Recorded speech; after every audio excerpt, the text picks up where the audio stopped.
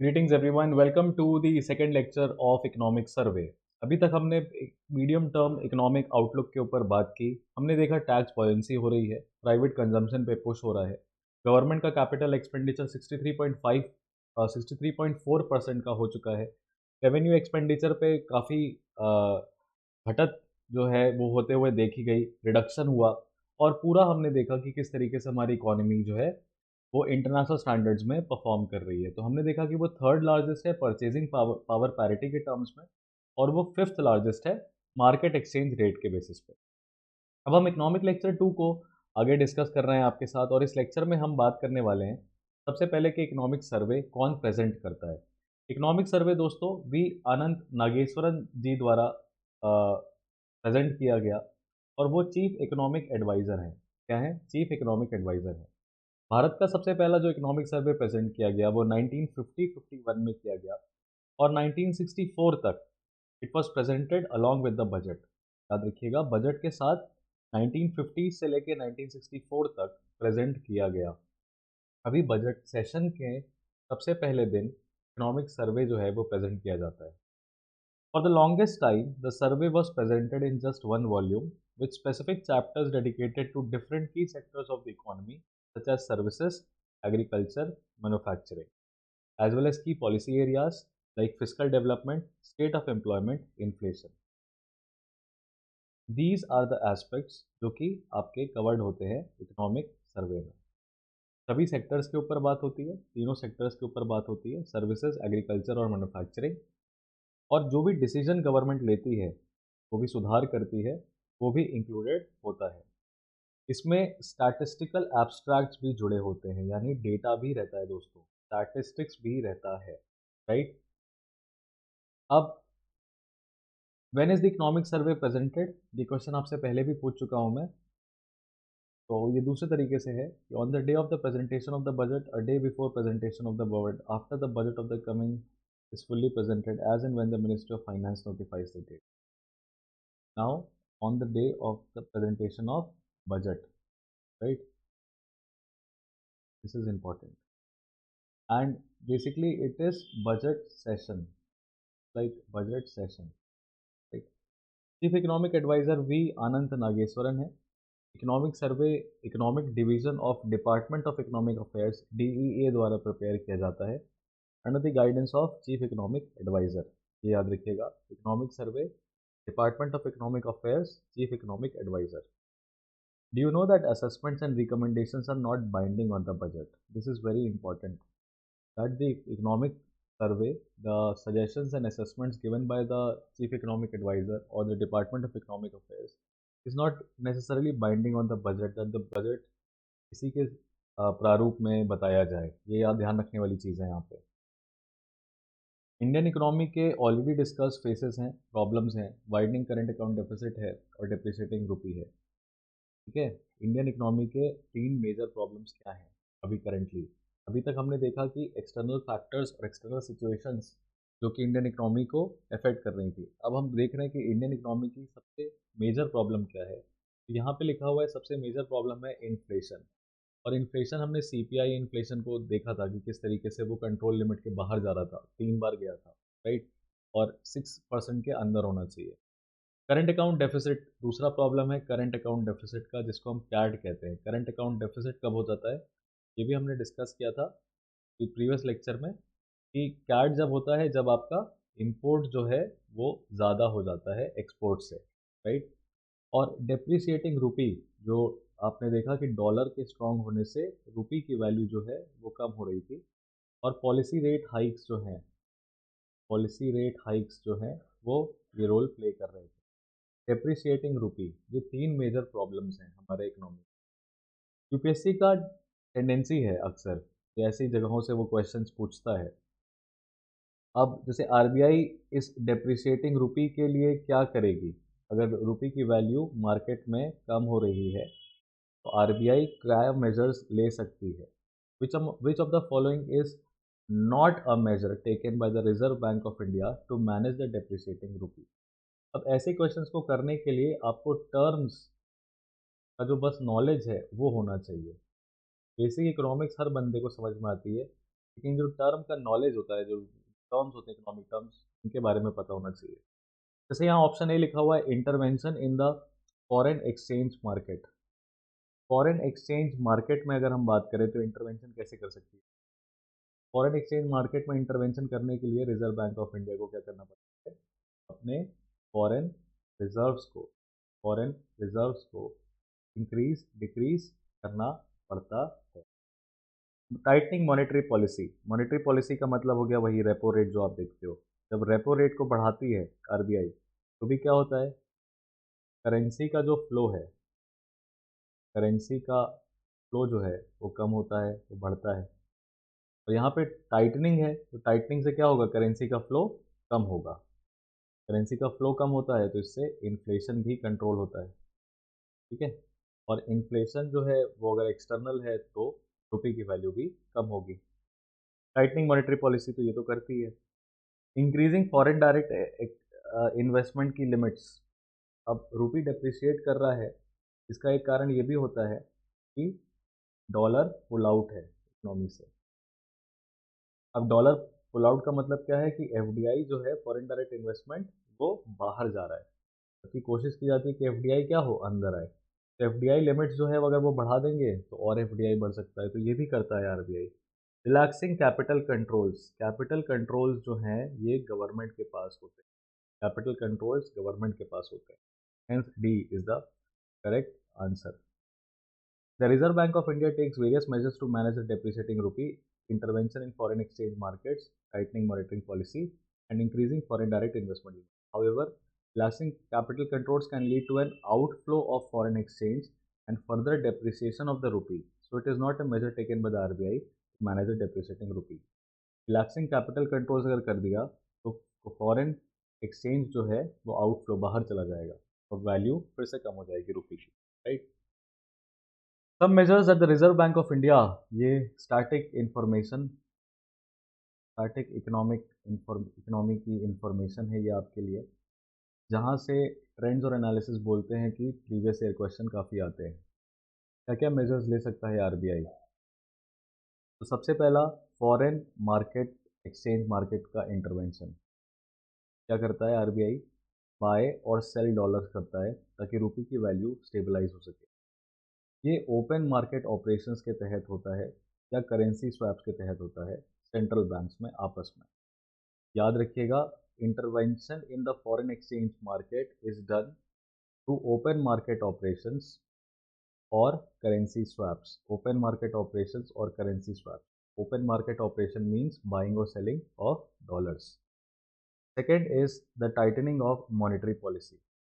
RBI interest rates को बढ़ा सकता है, में इंक्रीज इंटरेस्ट रेट्स, जिससे कि इन्फ्लेशन घटे और boost demand for rupees. The demand will be increased. Now this can ultimately prevent a further decline in the value of the currency, right. तो if rupee is being demanded, अगर rupee not available हो जाए, easily available नहीं है, तो इससे क्या होता है, डिमांड जो है वो रुपये की बढ़ती है, और जितनी डिमांड रुपये की बढ़ती है तो करेंसी रेस करती हैं फिर आपस में, डेप्रिसिएशन रुकता है। तीसरा, इंक्रीजिंग एफडीआई लिमिट्स।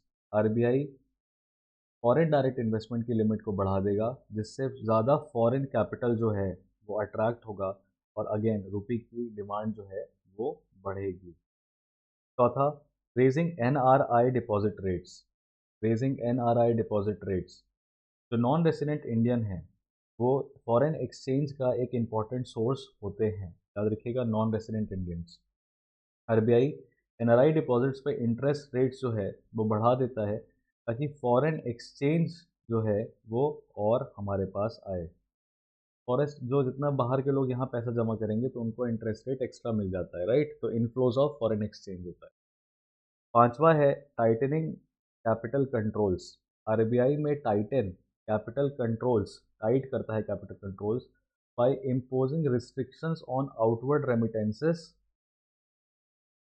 बाहर जो यहाँ से पैसा जा रहा है इंडिया से, की जो अर्निंग है, अर्निंग जो है जब वो फॉरेन जा रही होती है, जब वो बाहर जा रही होती है, राइट, तो उसमें क्या होता है, उसमें रिस्ट्रिक्शंस लगा देंगे। पैसा रूपी जो है वो आउटफ्लो, रूपी का जो आउटफ्लो है वो क्या हो जाएगा, कम हो जाएगा इससे। Reducing the outflow of foreign exchange and stabilising the rupee, increasing minimum holding period for a foreign portfolio investment. Minimum holding period FPI का, फॉरेन पोर्टफोलियो इन्वेस्टमेंट्स का जो होल्डिंग पीरियड है वो बढ़ा देते हैं। ये सभी तरीके आपको याद रखने चाहिए। जब स्टेटमेंट बेस्ड क्वेश्चंस आ जाते हैं तो ये सारे स्टेटमेंट्स ही घुमा देते हैं। It is important to note that these measures may have both positive and negative effects on the economy, and RBI needs to carefully balance them to achieve its objectives. तो ये पॉइंट्स आप 5, और ये F P I जो foreign portfolio investment के ऊपर बात है, ये 6th पॉइंट हो जाएगा आपके लिए। तो ये आप याद रखिएगा, राइट। ये आपको 6 चीज़ें याद रखनी है। फिर से देख लेते हैं एक बार। जो फॉरेन मार्केट में आरबीआई जो है डॉलर को ज़्यादा बेचता है या ख़रीदता है, ओपन मार्केट ऑपरेशंस होता है, या करेंसी स्वैप करते हैं, जिससे फॉरेन एक्सचेंज मार्केट में आरबीआई रूपी को स्टेबल कर पाती है। दूसरा, अपनी मॉनेटरी पॉलिसी को टाइट करेंगे, यानी इंटरेस्ट रेट्स को बढ़ाएंगे। रूपी की अवेलेबल जो वैल्यू है मार्केट में उसको कम करने की कोशिश करेंगे। जो अमाउंट है पैसा, उसको वापस बैंक्स ले लेंगी ताकि मनी लोगों के पास ना रहे, और उससे रूपी में डिमांड जो है वो क्रिएट हो सके, जिससे करेंसी की वैल्यू जो है वो अपने आप बढ़ेगी। उसके बाद फॉरेन डायरेक्ट इन्वेस्टमेंट की लिमिट्स को बढ़ाने से बाहर का जो पैसा है वो इंडिया में ज़्यादा आसानी से आ सकेगा और रूपी स्टेबल हो सकता है। अगेन डिमांड फॉर रूपी बढ़ेगी। चौथा, एनआरआई डिपॉजिट पे आप इंटरेस्ट रेट्स को अगर बढ़ा देते हैं तो बाहर का पैसा यहाँ पे जमा होने लगता है और इससे फॉरेन एक्सचेंज जो है वो इनफ्लो आता है। कैपिटल कंट्रोल्स को टाइट करने से आप पैसा जो है वो इतनी ईजिली बाहर जाने नहीं देते। तो आप जो आउटवर्ड रेमिटेंसेस हैं उनके आउटफ्लो पे लिमिटेशंस लगाते हो उनके, और फॉरेन पोर्टफोलियो इन्वेस्टमेंट्स का जो होल्डिंग पीरियड है उसको भी बढ़ा देते हैं, जिससे कि पैसा आपके पास बना रहता है और रुपये की वैल्यू स्ट्रांग होती है, राइट। ये याद रखना चाहिए।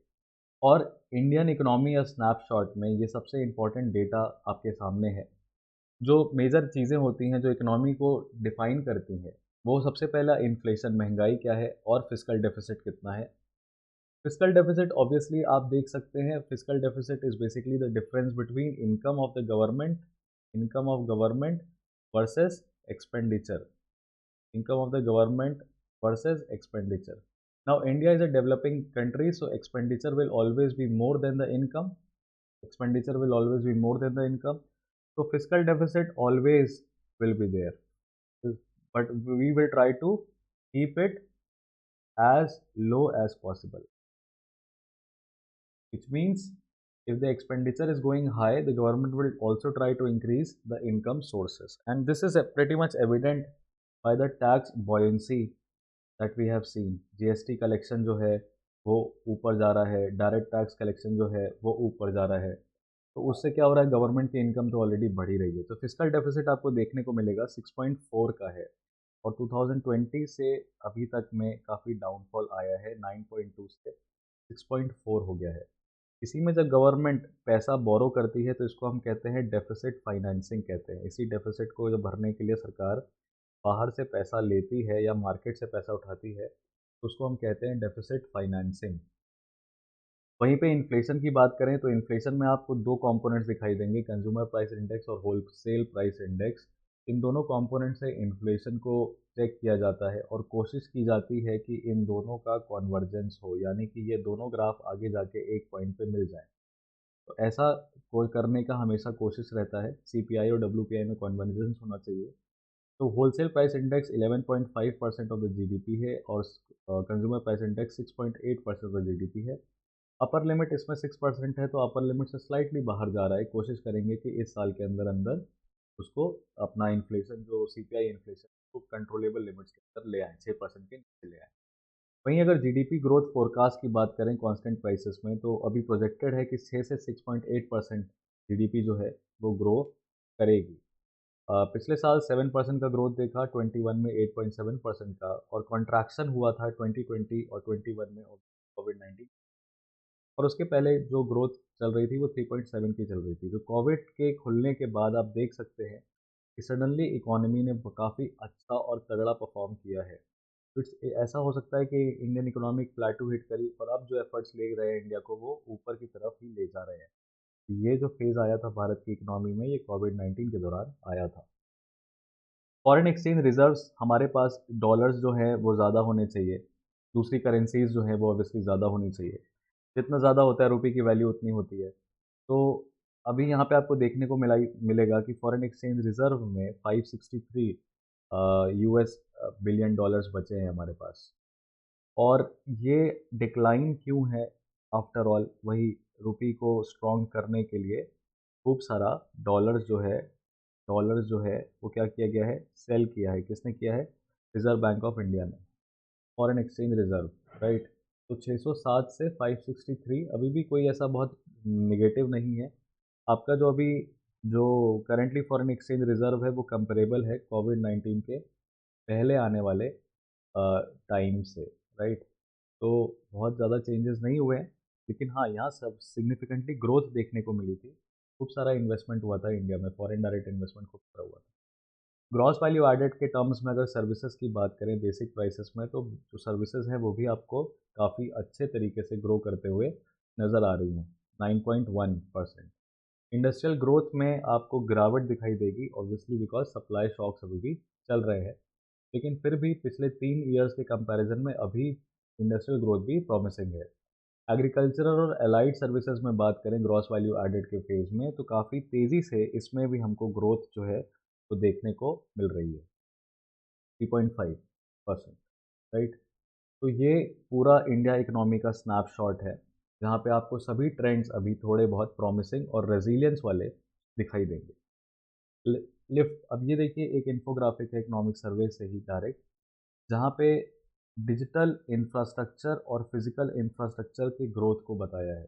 अगेन ये सब चीज़ें कैपिटल एक्सपेंडिचर का पार्ट आ जाता है। इंक्रीज कैपिटल एक्सपेंडिचर में पीएम गति शक्ति नेशनल मास्टर प्लान किया। क्या है purpose? Movement of people and goods. गति शक्ति से movement of people and goods, industrial corridors, highways, ये सब बनना। नेशनल मोनेटाइजेशन पाइपलाइन से 9 लाख करोड़ जनरेट करना, इन्वेस्टमेंट पोटेंशियल जनरेट करना। यूनिफाइड पेमेंट इंटरफेस यूपीआई से 782 करोड़ का ट्रांजैक्शन दिसंबर 2022 में, 782 करोड़ रुपए यूपीआई से ट्रांसफर हो रहे हैं। नेशनल लॉजिस्टिक पॉलिसी का आना, जहाँ पे कॉम्पिटिटिव हो सके हमारा logistics transport globally. Major ports की कैपेसिटी को डबल कर देना पिछले 8 सालों में। ओएनडीसीज का आना, open network for digital commerce, और open credit enablement network for democratising lending operations, open credit. ठीक है, तो ये सभी कैपिटल एक्सपेंडिचर का पार्ट है जो कि इस बार सर्वे। करंट अकाउंट डेफिसिट जो एक टर्म हम बार बार सुन रहे थे, उसका मीनिंग एग्जैक्टली यहाँ पे देख ले रहे हैं क्या है। करंट अकाउंट डेफिसिट का मतलब होता है कि कंट्री जो है वो इंपोर्ट ज़्यादा कर रही है और एक्सपोर्ट जो है वो कम कर रही है, एक्सपोर्ट जो है वो कम कर रही है। इंडिया के पास फिलहाल अगर स्टेट ऑफ इकोनॉमी में बात करें तो अभी हमारे पास ठीक ठाक फॉरेक्स रिजर्व बचा है, जहाँ पे हम कैड को फाइनेंस कर सकते हैं। तो कैड को फाइनेंस करने के लिए, करंट अकाउंट डेफिसिट को फाइनेंस करने के लिए, राइट, याद रखिएगा क्या किया जाता है? सेल किया जाता है डॉलर्स, सेल किया जाता है डॉलर्स, और वो कहाँ से करते हैं हम? फॉरेक्स रिजर्व से करते हैं। तो फॉरेक्स रिजर्व में कुछ भी चेंज होता है तो वो आपके करंट अकाउंट डेफिसिट पर रिफ्लेक्ट होता है। ये रिलेशन प्रीवियस ईयर क्वेश्चंस में आई हुई चीज़ें हैं, इसलिए मैं आपको बता रहा हूँ। और फॉरेक्स मार्केट बैलेंस में चेंजेस किए जाते हैं। आईएमएफ, एनएसओ, आरबीआई सब ने प्रोजेक्शन रेट 6.5 से 6.9% के बीच में डाला है, और अभी भी इसमें रिविजन जो है वो ऑनगोइंग है। एक क्वेश्चन है आपके लिए, ये टर्म बेस इफेक्ट जो है, the term base effect often seen in the news is related to, very important question this is with respect to your prelims, because ये फंडामेंटल क्वेश्चन है, is not a technical question, fundamental. जो term base effect होता है economy में वो किससे related होता है? Base effect is the comparison of growth of an economy to the base financial, the comparison of inflation and growth to a different point of reference than the base year. The comparison of inflation along month on month basis, none of them seems to be correct. तो D को हम अभी eliminate कर देते हैं because इनमें से कोई ना कोई तो करेक्ट है ही। अब बेस इफेक्ट जो होता है हमारी इकोनॉमी को अगर कंपेयर कर रहे हो आप, तो एक बेस ईयर होता है, एक बेस ईयर होता है जिसमें जिसमें जो भी आपके मैट्रिक्स होते हैं उनको आप कांस्टेंट ट्रीट करते हैं, और कांस्टेंट के रेस्पेक्ट में अगर करंटली आपको इंक्रीज दिखाई देता है तो कहते हैं कि हमारी इकोनॉमी कंपेरेबल टर्म्स में आगे बढ़ती हुई नजर आ रही है। समझ में आया? जैसे मान लीजिए 2011-12 के पीरियड को आपने बेस ईयर माना। उस समय इकोनॉमी की वैल्यू थी 100 रुपये, राइट? उस समय आपकी करंट जो जीडीपी हुआ था वो 100 हुआ था। तो आपने मान लिया कि अब हम करंट की इकोनॉमी को, यानी कि 2022-23 की इकोनॉमी को इसी टर्म्स में कंपेयर करेंगे। 2022-23 की इकोनॉमी अगर मान लीजिए 253 रुपये की जीडीपी देखिए, तो ग्रोथ कितना हुआ? तो ग्रोथ कितना हुआ? वो हुआ 253 माइनस 100, यानी 153 से आपकी इकोनॉमी क्या है, ग्रो करी।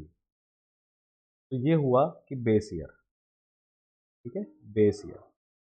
पर 2011-12 में जो कंडीशंस थी, अगर उनमें काफ़ी तरीके से चेंजेस आ जाए करंट के कंपैरिजन में, तो जैसे 2011-12 में सप्लाई शॉक्स नहीं थे पर अभी सप्लाई शॉक्स हो रहे हैं, ठीक है। 2011-12 में कोविड-19 नहीं था तो कोविड-19 अभी हो रहा है।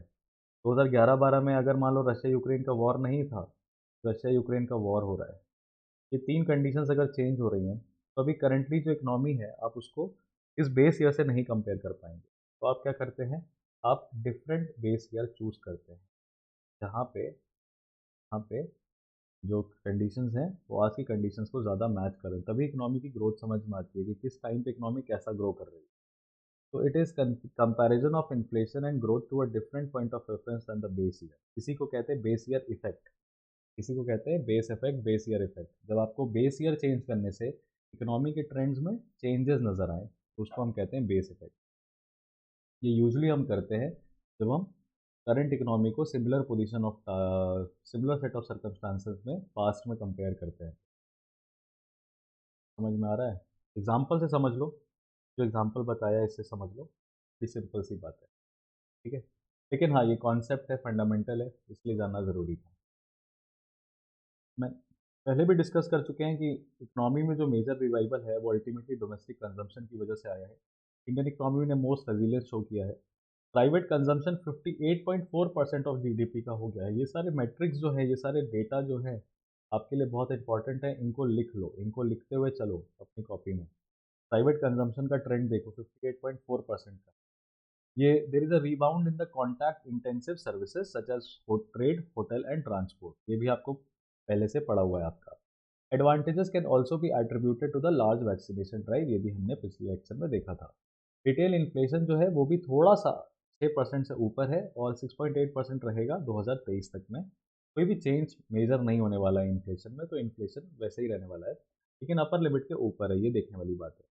इंडिया के जो करंट पोजीशन है उसमें इंक्लूसिव ग्रोथ को हम डिस्कस करेंगे कि पीरियोडिक लेबर फोर्स सर्वे के हिसाब से, जैसे कि आपको पता है प्राइवेट कंजम्पशन बढ़ा है तो लेबर फोर्स पार्टिसिपेशन भी बढ़ा है। तो पीरियोडिक लेबर फोर्स सर्वे के हिसाब से ग्रोथ इन एम्प्लॉयमेंट देखा गया है। अर्बन अनएम्प्लॉयमेंट रेट जो है 15 साल के ऊपर के लिए असेस किया जाता है, वो डिक्लाइन हुआ है 7.2% पे। पहले 9.8% था पिछले साल, इस साल 7.2% हो गया है। अनएम्प्लॉयमेंट रेट घटना मतलब क्या हो रहा है, ज़्यादा से ज़्यादा लोगों को रोज़गार मिल रहा है। अर्बन अनएम्प्लॉयमेंट रेट जो है आपको सबसे ज़्यादा पीक पे दिखाई देगा जून 2020 में। उसके बाद आपको सडनली जुलाई 21 में आपको ये दिखाई देगा, जून 20 बाद पीक, और उसके बाद आपको लगातार ये डिक्लाइनिंग ट्रेंड्स में दिखाई देते हुए नजर आएगा, राइट। तो अगर आप पीरियोडिक लेबर फोर्स सर्वे को देखें तो आपको एक चीज़ बहुत साफ पता चल जाएगी। ये सर्वे जो है ये कैसा है, ये क्वार्टरली सर्वे, ये क्वार्टरली सर्वे है अगर आप इस ग्राफ को देखेंगे तो, ठीक है। इमरजेंसी क्रेडिट, एमएसएमई को भी प्रमोट किया, तो emergency credit line guarantee scheme दी। Emergency credit line guarantee scheme का मतलब यही है, आप सिंपली इसको छोटे शब्दों में समझें, सडन लोन की सुविधा, सडन लोन की सुविधा, इसको एमएसएमईज को, emergency credit line guarantee scheme, sudden loan की सुविधा। ये गारंटी जो है ये एमएसएमई को शील्ड कर लेती है फाइनेंशियल डिस्ट्रेस से। फाइनेंशियल डिस्ट्रेस से जैसे कि क्या होता है, मैं आपको सिंपली बताता हूँ। ये emergency credit line guarantee scheme लोगों को नहीं समझ में आती। क्रेडिट लाइन की गारंटी का क्या मतलब? जैसे मान लीजिए एक बैंक है और ये बैंक है एसबीआई, और आपका ये स्टार्टअप है, इसका नाम है स्टार्टअप ए। स्टार्टअप ए को स्टार्टअप करने के लिए बैंक से क्या लेना पड़ा? लोन लेना पड़ा। और बैंक ने आपने स्टार्टअप के रूप में लोन के रूप में 50 करोड़ तक का, लेट से अज्यूम करते हैं, लोन लिया। अब स्टार्टअप ए जो है जब आया था तो ये प्री कोविड कंडीशंस में स्टार्ट किया था आपने, लेकिन कोविड-19 के बाद क्या हो गया? आपकी जो पेइंग कैपेसिटी है ना, पेइंग कैपेसिटी है वो ऑब्वियसली घटी। तो अब आप बैंक को जो लोन है वो चुका नहीं पा रहे, तो इसमें सरकार आ जाती है बीच में। इसमें आपका एक गारंटर आ जाएगा, और गारंटर होता है एक गवर्नमेंट कंपनी। गारंटर होती है एक गवर्नमेंट कंपनी जिसके पास कुछ फिक्स कॉर्पस है 1000 करोड़ का, उसने डिसाइड कर लिया है। तो वो 1000 करोड़ रुपये में से आपकी जो लाइबिलिटी है वो क्या करेगी? वो इस बैंक को पे कर देगी, गारंटर। ये है emergency credit line guarantee scheme.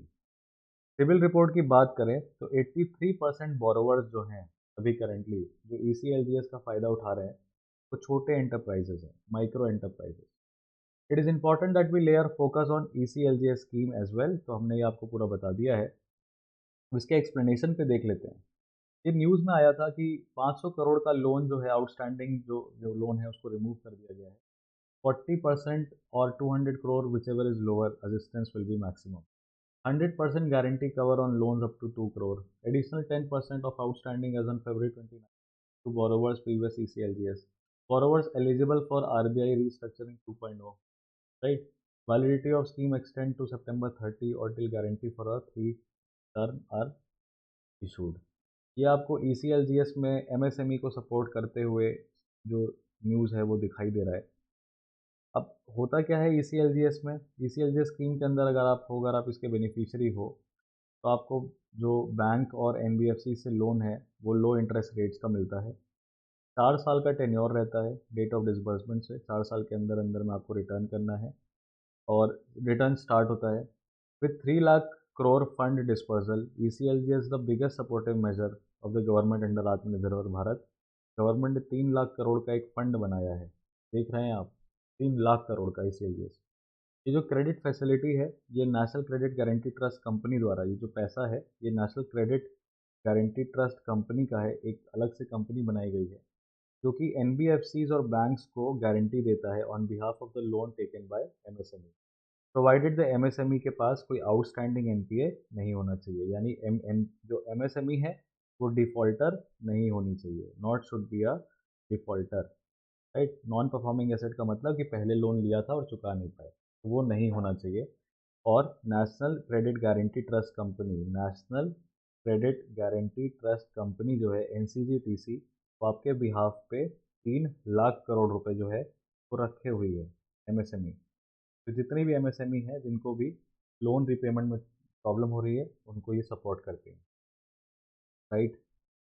Rural welfare के जो इंडिकेटर्स हैं, again state of the economy में जो रूरल और अर्बन जो होता है वो दोनों अलग अलग देखना होता है। तो हम रूरल इकोनॉमी को ज़्यादा फोकस करते हैं बिकॉज ये ज़्यादा वल्नरेबल होती है।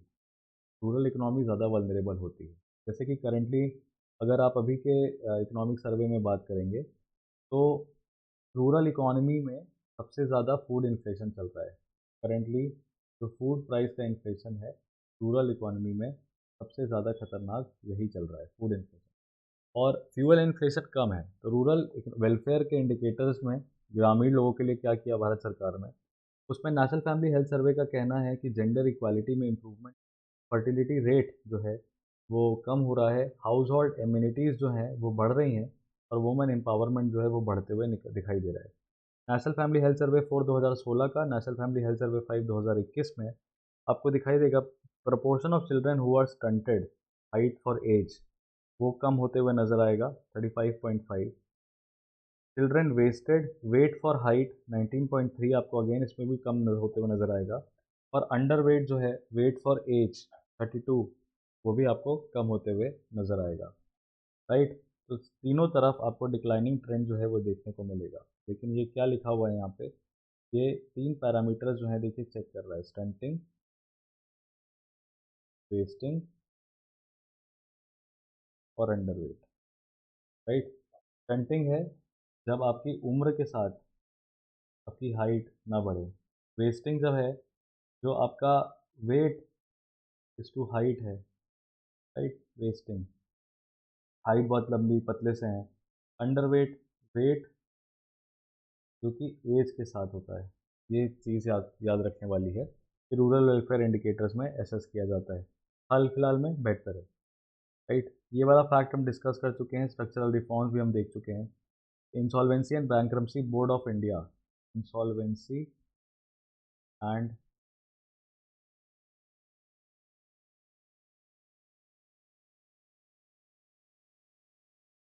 बैंक्रप्सी बोर्ड ऑफ इंडिया, ये जो फैक्ट है ये याद रखिएगा। इससे एफिशिएंसी और ट्रांसपेरेंसी ऑफ द इकोनॉमी बढ़ी है, फाइनेंशियल डिसिप्लिन आया है। इंडिया का जो ग्रोथ आउटलुक है वो भी काफ़ी ब्राइट है। ग्लोबल इकोनॉमिक सिचुएशन जो है लेकिन वो टाइट है। आईएमएफ के वर्ल्ड आउटलुक में ये भी याद रखिएगा, ये वर्ल्ड आउटलुक जो है, वर्ल्ड इकोनॉमिक आउटलुक निकालने वाली एजेंसी का नाम, ये प्रीवियस ईयर क्वेश्चन भी है और ये एमसीक्यू इम्पॉर्टेंट भी है। तो वर्ल्ड इकोनॉमिक आउटलुक कौन रिलीज़ करता है? आईएमएफ। इसमें ग्रोथ फोरकास्ट जो है वो 2.7 से 3.2% से 2.7 हो चुकी है पूरे ग्लोबल इकोनॉमी की, ठीक है। ग्लोबल इकोनॉमी का जो ग्रोथ फोरकास्ट है वो कम होते हुए नज़र आ रहा है और ऐसे में Indian economy fastest growing economy के रूप में देखने को मिल रहा है। इंडियन इकोनॉमिक आउटलुक में जो खतरे हैं, खतरे के जो संकेत हैं, थ्रेड्स जो हैं, वो भी आप देख लीजिए कि क्या है। तो सबसे पहले जो थ्रेड्स में सबसे ज़्यादा इंपॉर्टेंट है वो है फाइनेंशियल सिस्टम्स जो हैं इंटरनेशनली वो काफ़ी स्ट्रेस में है, इससे रूपी हमारा प्रेशर झेल रहा है। जो एक्सटर्नल कंट्रीज़ जो अपने मॉनेटरी टाइटिंग कर रही हैं, इन्फ्लेशन को कंट्रोल करने के लिए, वो हमारे इकोनॉमिक आउटलुक पे अलग खतरा बना हुआ है। सप्लाई चेन्स के जो शॉक हैं वो कंटिन्यूसली झटका दे रहे हैं वॉर क्राइसिस की वजह से और हमारे ग्रोथ प्रॉस्पेक्ट पे एक डेंट लगा रहे हैं। और साथ ही साथ जो ग्रोथ फोरकास्ट है ग्लोबल इकोनॉमी का, उसमें भी रिडक्शन देखा जा रहा है अगले 2 सालों में। और यहाँ पे ये कंडीशन इंडिया के लिए एडवांटेजेस हो सकती है क्योंकि प्राइसेस ऑफ ऑयल जो हैं वो कम होंगे। इससे करंट अकाउंट डेफिसिट की सिचुएशन जो है वो हमारी घटेगी। और finally capital flow in India में इंक्रीज़ है और इकोनॉमिक डाउनस्लाइड्स जो हैं, अगर मान लीजिए कि कैपिटल फ्लो जो है वो क्या हुआ, आउटफ्लो जो है, कैपिटल आउटफ्लो जो है अगर वो बढ़ गया, राइट, और इंक्रीजिंग इकोनॉमिक डाउनस्लोड्स हो गए तो एक ग्लोबल शॉक जो है वो हो सकता है। अब ग्रोथ प्रोजेक्शंस की बात करें तो वर्ल्ड इकोनॉमिक आउटलुक के अप्रैल 2022 के ग्रोथ प्रोजेक्शंस के हिसाब से ग्लोबल इकोनॉमी जो है 6.1% 2021 में थी, अभी करंटली 3.6 का ग्रोथ है। एडवांस्ड इकोनॉमीज़ में सबसे कम ग्रोथ रेट देखा गया है और वहीं एमर्जिंग मार्केट इकोनॉमीज़ जो हैं 4.4 यानी प्रीवियस ईयर से बेटर। तो ये जो दौर है ये इमर्जिंग मार्केट इकोनॉमीज़ का है क्योंकि इनमें जो है कंपैरेटिवली प्रीवियस ईयर से ग्रोथ देखी जा रही है। वेयरएज़ एडवांस्ड इकोनॉमीज़ में आप देख सकते हैं कि डिक्लाइन है, एडवांस इकोनॉमीज़ में डिक्लाइन है ग्रोथ का। और इंडिया जो है वो एक इमर्जिंग मार्केट इकोनॉमी पूरी दुनिया में जानी जाती है और ग्लोबल इकोनॉमी जो है वो 3.6 पे अटकी हुई है। तो ये आप ध्यान रखेंगे, ठीक है। तो ये चैप्टर 2 में अब हमने कुछ हद तक ये देखा कि किस तरीके से इंडियन इकोनॉमी में आरबीआई के कंसिस्टेंट इंटरवेंशन से जो डेप्रिसिएशन ऑफ रुपी है उसको कंट्रोल किया जा रहा है। फॉरेक्स रिज़र्व हमारा क्यों कम हो रहा है? हमने आरबीआई के जो स्टेप्स हैं, मेजर्स जो लिए जा सकते हैं, जो 6 तरीके हैं जिससे आरबीआई रुपी के एक्सचेंज रेट को रेगुलेट कर सकता है, वो भी हमने देखा। इंडियन इकोनॉमी के स्नैपशॉट को हमने डिटेल में समझा कि fiscal deficit, inflation, GDP growth, foreign exchange reserve, services, industrial growth, agriculture और अलाइड एक्टिविटीज़ का क्या परसेंटेज है और कंपेरेटिवली वो किस तरीके से परफॉर्म कर रहे हैं। साथ में कैपिटल एक्सपेंडिचर के हमने ऊपर एग्जांपल्स देखा। जो करंट ट्रेंडिंग है वो Gati Shakti, national monetisation plan, national logistics policy और open network for digital commerce. यहाँ से आपको मोस्ट प्रोबेबल क्वेश्चंस जो हैं वो प्रीवियस ईयर से बन जाएंगे, तो आप इन टॉपिक्स के बारे में बिल्कुल ज़रूर डिटेल में और करिएगा। राइट, करंट अकाउंट डेफिसिट को कैसे चेंज करते हैं, बेस इफेक्ट क्या होता है, ये सभी चीज़ें देखने के बाद हम अपने इकोनॉमिक सर्वे के लेक्चर 2 को क्लोज करते हैं।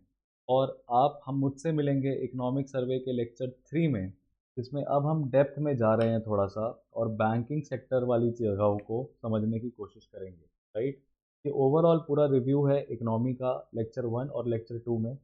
पूरी इंडियन इकोनॉमी को समझने के बाद, करंट सिचुएशंस और चैलेंजेस को समझने के बाद, अब हम सेक्टर वाइज एनालिसिस की तरफ बढ़ते हैं, जो कि हमारे इकोनॉमिक सर्वे के एनालिसिस में दूसरा पड़ाव माना जा सकता है। तो मिलते हैं हम आपसे अगले इकोनॉमिक सर्वे के लेक्चर में।